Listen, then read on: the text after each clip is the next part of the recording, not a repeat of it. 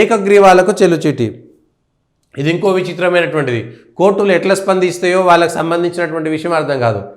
మామూలుగా 10 మంది అభ్యర్థులు పోటీలో ఉంటే ఇప్పటికున్నటువంటి చరిత్రలో ఎప్పుడు కూడా నోటాకి సాధారణ పోటీ చేసేటువంటి వాళ్ళకంటే ఎక్కువ నోటాకు రాలేదు. మొన్న మధ్యప్రదేశ్లో కాంగ్రెస్ అభ్యర్థి చివరి క్షణంలో రద్దు చేసుకోబడితే ఆయన వాపసు నేను పోటీ చేయట్లేదంటే కాంగ్రెస్ వాళ్ళంతా నోటాకేసారు అక్కడ. అయినా సరే బీజేపీ గెలిచింది. అది మధ్యప్రదేశ్లో ఒక ఉదాహరణ. కానీ ఇప్పటిదాకా నోటాకు ప్రధాన అభ్యర్థుల కంటే ఎక్కువ, ప్రధాన పార్టీల కంటే ఎక్కువ రాలేదు నోటాకి. ఎవరెవరు 3-4 ప్రధాన పార్టీల అభ్యర్థులు పోటీ పడితే వాళ్ళకే ఎవరొకరు గెలవడం అనేటువంటి ఆనవాయితీ ఉంది. స్థానిక సంస్థల ఎన్నికలలో ఇప్పుడున్నటువంటి దాంట్లో నోటా ఉంటుంది. ఏకగ్రీవం అంటే ఒక మనిషే పోటీ చేస్తే నోటాతో పోటీ పడడం అనేటువంటిది ఏ విధంగా సమంజసం? 10 మంది పోటీ చేస్తే వాళ్ళకంటే నోటా పైన ఎవరు కాదన్నట్టు అర్థం.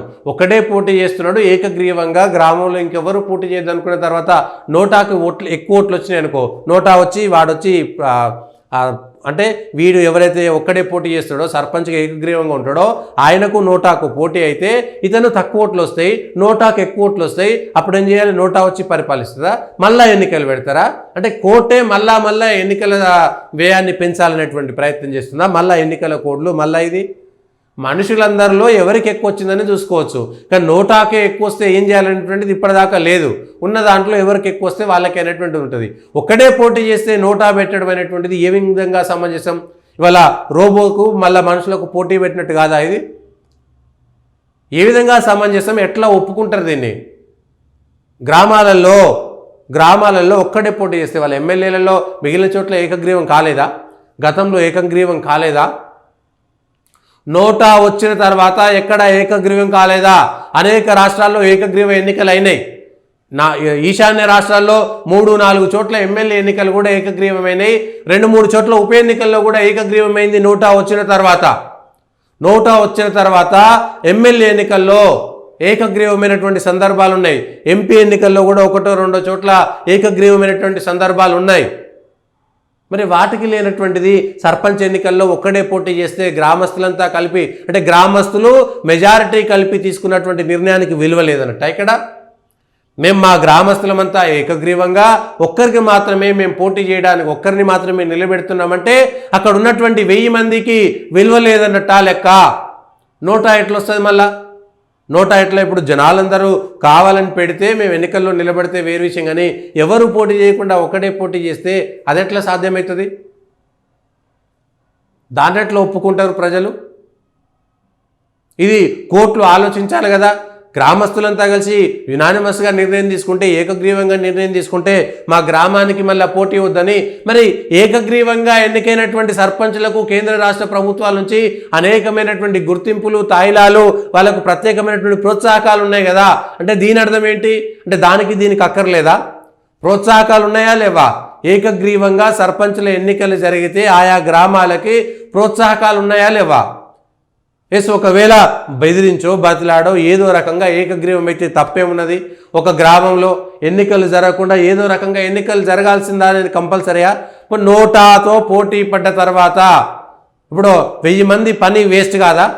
ఎందుకు వాళ్ళంతా ఇద్దరే పోటీ పడతారు, ఒక్క ఓటు కూడా నోటాకు రాలేదనుకో, అప్పుడు ఉన్నటువంటి పరిస్థితి ఏంటి? తప్పు చేసినట్టు కాదా? ప్రజల్ని తప్పుదో పట్టించినట్టు కాదా? ఒక్కరే పోటీ చేసినప్పుడు ఏ విధంగా నోటాతో పోటీ పడతారు?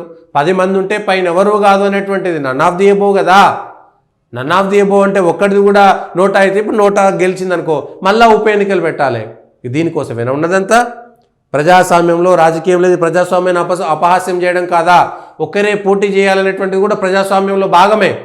ఒక్కరే అందరూ కలిసి ప్రజలంతా, గ్రామంలో ఉన్నటువంటి ప్రజలంతా ఏకగ్రీవంగా కొన్ని గ్రామాల్లో మాకెందుకు ఈ అనవసరమైనటువంటి కొట్లాటలు, రాజకీయాలు అక్కర్లేదు, ఒక్కడే పోటీ చేస్తున్నప్పుడు నోటాతో పోటీ చేయించాల్సినటువంటి అవసరం ఏమున్నది? కనీసం ఇద్దరు ఉన్నప్పుడైనా సరే నోటా ఉండొచ్చు.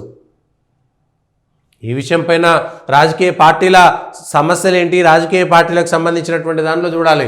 మళ్ళా ఎన్నికలు జరపడం, మళ్ళా పోవాల్సినటువంటి అవసరం, లేదా నోటా కంటే ఎక్కువ వచ్చినా తక్కువ వచ్చినా అతనే గెలుస్తాడు అనుకుంటే మళ్ళీ రీఎలక్షన్స్ అయితే ఏంటి? ఇదంతా పిచ్చితనం కాకపోతే ఇంకేమైనా ఉందా? పిచ్చితనం ఇదంతా. ఏడన్నా బెదిరించి వేలం పాట వేసిన చోట మీరు ఎన్నికలే ఆపొచ్చు, దానికి నోటా పెట్టాల్సినటువంటి అవసరమే లేదు. ఎన్నికలే ఆపొచ్చు, ఎన్నికలు పెట్టొచ్చు. రుజువులు చేస్తే. ఏకగ్రీవంగా ఎన్నికయ్యేటువంటి అధికారం కూడా ప్రజలకు ఉంది కదా. ఏకగ్రీవంగా ఎన్నిక చేసుకునేటువంటి ప్రజల అధికారాన్ని సుప్రీంకోర్టు కోర్టు ఏ విధంగా తప్పుపడుతుంది? ప్రజలకు ఏకగ్రీవంగా ఎన్నుకునేటువంటి అధికారం ఉందా లేదా? అంటే ప్రజల యొక్క ప్రజాస్వామిక హక్కుని ఇక్కడ హరించి వేస్తున్నారా లేదా? ప్రజల హక్కు అది. ప్రజలందరూ కలిసి ఒకే వ్యక్తిని ఎన్నుకోవడం అనేటువంటిది ప్రజల యొక్క హక్కా కాదా? ప్రజల యొక్క ప్రాథమిక హక్కును కాలరాస్తున్నట్టా లేదా? ఇది ప్రజల యొక్క ప్రాథమిక హక్కును కాలరాస్తున్నట్టా కాదా? ప్రజలకు అవకాశం లేదా? ప్రజలంతా కలిసి మేము ఒక్కరిని ఎన్నుకున్నామంటే కోర్టు వచ్చి నోటాతో పోటీ పడాలనడం ఏ విధంగా సమంజసం? ప్రజల యొక్క ఇష్టాలని, ప్రజల యొక్క హక్కులని, ప్రాథమిక హక్కులను కాలరాస్తున్నట్టా కాదా? ఇది ప్రజలందరూ కలిసి ఒక్కడే మనిషిని ఎన్నుకోవాలని కోరుకున్నప్పుడు వాళ్ళ ప్రాథమిక హక్కును కాలరాస్తూ మీరు ఖచ్చితంగా ఎన్నిక జరపాలని చెప్పడం అనేటువంటిది ఏ విధంగా సమంజసం? ఇది రాజ్యాంగ వ్యతిరేకమా కాదా? చర్చ జరగాల్సినటువంటి అవసరం ఉన్నది. ప్రజలందరూ కలిసి ఒక వ్యక్తిని ఎన్నుకునేటువంటి, ఏకగ్రీవంగా పోటీ లేకుండా ఎన్నుకునేటువంటి హక్కు ప్రజలకు స్వేచ్ఛ ఉందా లేదా? ఆ స్వేచ్ఛను హరించినట్టా కాదా? ఆ హక్కులను హరించినట్టా కాదా? అది బాధ్యత కూడా. అనవసరమైనటువంటి ఎన్నికలు మాకు వద్దు అని ప్రజలు అనుకుంటున్నప్పుడు అది బాధ్యత కూడా కదా. ఖచ్చితంగా ఎన్నికలే జరపాలి అనేటువంటి రూల్ ఏం లేదు కదా. ఎన్నికలు ఎందుకు జరుపుతారు? 10 మంది పోటీ పడుతున్నారు కాబట్టి అందులో ఎవరు గొప్ప, ఎవరు మంచోడు, ఎవరికి ఓటేస్తారు అనేటువంటిది ఎన్నికల యొక్క మూలమం. ఎన్నికల యొక్క ప్రధాన ఉద్దేశం అదే. ఒకరికంటే ఎక్కువ పోటీ పడుతున్నప్పుడు అందులో మెరుగైనటువంటి అభ్యర్థి కోసం ఎన్నికలు జరుగుతాయి. అక్కడ అభ్యర్థి ఒక్కడే ఉన్నప్పుడు ఇంకా మెరుగైనటువంటి అభ్యర్థి కోసం నన్నాఫ్ ఎక్కడికి వెళ్ళి వస్తుంది? ఏ విధంగా సమంజసం ఇది? ఒక్కసారి అర్థం చేసుకోవాల్సినటువంటి అవసరం ఉంది.